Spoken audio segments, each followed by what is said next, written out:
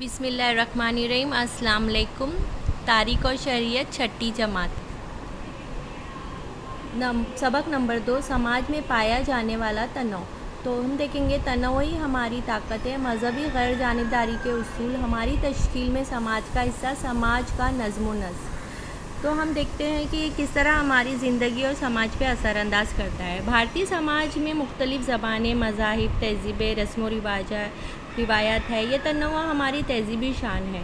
مراٹھی، کنڑ، تیلگو، بنگالی، ہندی، گجراتی، اردو جیسی مختلف زبانیں بولنے والے افراد ہمارے آس پاس رہتے ہیں۔ وہ الگ الگ طریقوں سے تہوار اور تقریبات مناتے ہیں۔ ان کی عبادات، پوجا پاٹ کے طریقے مختلف ہیں۔ گوناگو تاریخی ورثے رکھنے والے ہمارے ملک میں ہے۔ ان میں تنوع کا لین دین ہوتا ہے۔ ہمارے ملک میں برسہ برس سے رہنے والے مختلف قوموں میں اتحاد کا جذبہ پیدا ہوتا ہے۔ اسی میں ہمیں بھارتی سماج میں پائے جانے والی یکجہتی نظر آتی ہے۔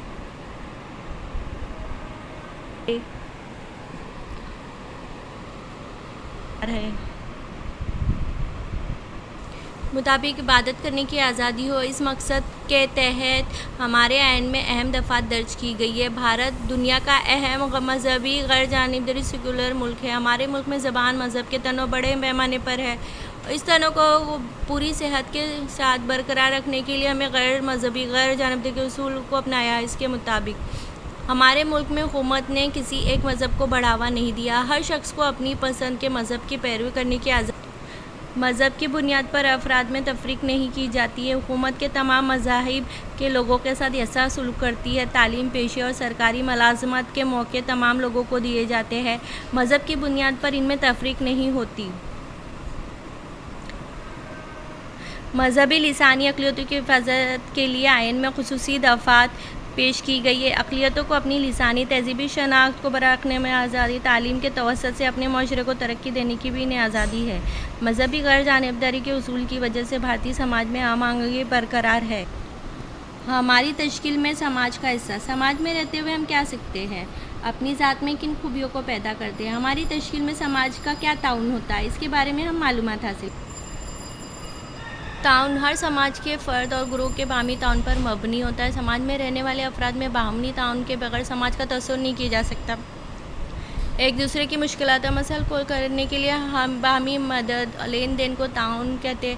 اگر ہمارے خاندان کے افراد میں رجحانات نہ ہو تو خاندان کے شیراز بکھر جاتے ہیں۔ ٹھیک یہی بات سماج پر صادق آتی ہے۔ تعاون کے فقدان کے سبب ترقی رک جاتی ہے اور روزمرہ کی زندگی میں روانی کے ساتھ چل نہیں پاتی۔ تعاون کی وجہ سے سماج میں باہمی انحصار مستحکم ہوتے ہیں۔ سماج کے تمام افراد کو شریک کیا جا سکتا ہے۔ سماج کے تمام طبقات کو ساتھ میں لینے کا چلنے کا عمل، رواداری اور ہم آہنگی۔ جس طرح سماج میں تعاون کا جذبہ کارگر ہوتا ہے، اسی طرح کبھی کبھی اختلافات رائے، تنازع اور تصادم بھی ہوتے ہیں۔ لوگوں کی آراء، خیالات، نظریات مربوط ہم آہنگ نہ ہو سکے تو تنازع اور تصادم ہو سکتے ہیں۔ ایک دوسرے کے بارے میں تعصب اور غلط فہمی بھی تصادم کا سبب ہو سکتی ہے۔ طویل عرصے تک ان تصادم کو جاری رکھنا کسی کے لیے بھی سودمند نہیں ہو سکتا۔ مفاہمت اور سمجھوتے کے ذریعے لوگ معاملات کو رفع دفع کرنا سیکھتے ہیں۔ ایک دوسرے کے جذبات کو سمجھنے کی رواداری کا مظاہرہ کرنے سے ہی تصادم ختم ہوتے ہیں۔ ہم آہنگی سے ہم غیر محسوس طور پر بہت ساری نئی باتیں سیکھتے ہیں، نئے خیالات کو اپناتے ہیں۔ اس لیے ہماری سماجی زندگی کو زیادہ سے زیادہ خوشحال بنانے میں مدد ملتی ہے۔ ہماری اپنی ذات اور رواداری بڑھتی ہے۔ سماج کے ذریعے سماجی صحت اور امن کی بقا میں آسان طریقے سیکھنے کا موقع ملتا ہے۔ مختلف کردار نبھانے کا مواقع۔ سماج میں ہر شخص کو کئی طرح کے کردار نبھانے پڑتے ہیں۔ ہر کردار کی کچھ ذمہ داریاں فرائض ہوتے ہیں۔ خاندان اور بیرون خاندان میں ان کردار کی بنا پر ہم کئی لوگوں سے جڑتے چلے جاتے ہیں۔ اکثر و بیشتر ہمارے کردار میں تبدیلیاں پیدا ہوتی رہتی ہیں۔ اس تصویر میں آپ صاف طور پر دیکھ رہے ہیں کہ آپ کون کون سے الگ الگ کردار نبھاتے ہیں۔ جیسے کہ یہ آپ ہے تو آپ جو ہے ماں باپ کے بیٹا یا بیٹی بھی ہے، دادا دادی کے پوتا یا پوتی بھی ہے، آپ اسکول کے وزراء کابینہ کے رکن بھی ہے، آپ کلاس کے نمائندے بھی ہے، آپ کھلاڑی بھی ہے، آپ صفائی کے پیغمبر بھی ہے، آپ انجمن احباب کے رکن بھی ہے، آپ طالب علم بھی ہے۔ تو آپ دیکھ رہے ہیں کہ آپ سماج میں یا اسکول میں آپ اتنے سارے کردار نبھا رہے ہیں اور آپ سماج میں بھی بہت سارے کردار نبھا رہے ہیں۔ یعنی آپ سماج کا ایک بہت امپورٹنٹ رکن ہو یا آپ پرسن ہو۔